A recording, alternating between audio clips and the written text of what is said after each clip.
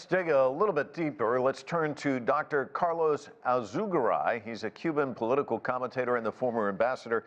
Talk to us about the theme, the current challenges of development. Well, the main problem that most developing countries are facing now is let us say, a worsening of conditions because one, the COVID pandemic, and two, the war in Ukraine. So developing countries are suffering from all these things, and they have become very active, as reported before in your show.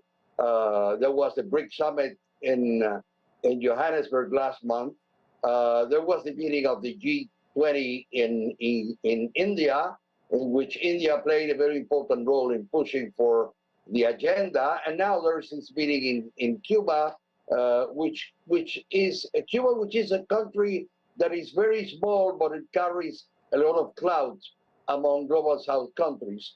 And what they complain more, the Global South countries, is about the way that global financial governance is handled, especially by the United States and the G7.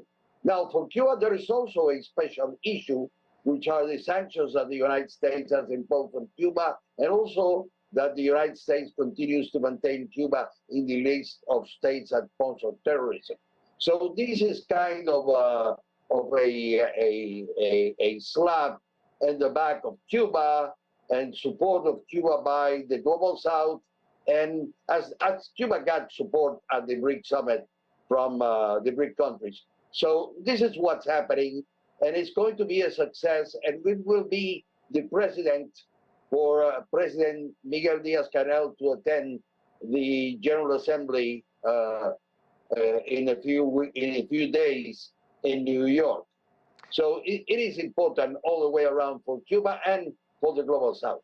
Yeah, well, let me ask this: how does China fit in with the Group of 77?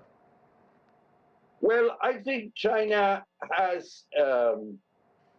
Let me put it this way: I remember a few years ago, I was in Beijing and had some meetings with my colleagues in the Center for International Relations there, and they were wondering what should be China's role in the Global South. And I said, well, it's inevitable that China is a leader of the Global South, because China is a country that has many things in common with many of the Global South countries. China suffered colonialism, suffered the imposition of Western countries and the exploitation of Western countries of their wealth. So China is really very sensitive to what the Global South and the G77 are saying. So the incorporation of China into the G77, remember the G77 was created long before the rightful place. China took its rightful place at the United Nations. So it is a leading country, and with its Belt and Road Initiative and with other initiatives that China has carried out, it shows that China really is leading the world in transforming the global financial structure and governance in a way that benefits everyone. Let me ask you about the G77. Its establishment in 1964. It's been around now almost 60 years. You know, and it seems like such an important platform, cooperation among developing countries, but also when you look at these countries, they're small countries, they don't have much of a voice, but you bring them together as a collective, they have a larger voice. Give us a sense of the history, how it's developed, and the potential for the future.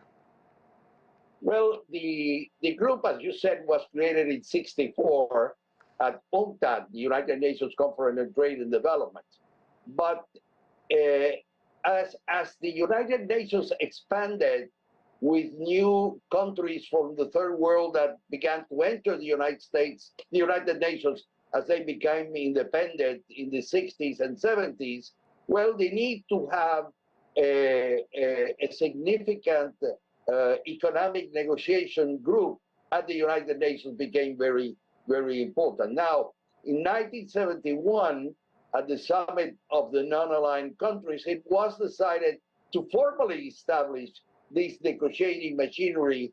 So that, and then at that time also the global South countries started to talk about the new international economic order. It was obvious from what was happening at the time that the developed countries, mainly the G7 countries, led by the United States, France, Germany, the UK, they were taking advantage of the third world countries through policies that enhance the unequal exchange between the two sides. Now, remember this: in the 1990s, there was an effort to create the World Trade Organization on the basis of the acceptance of free trade as a principle.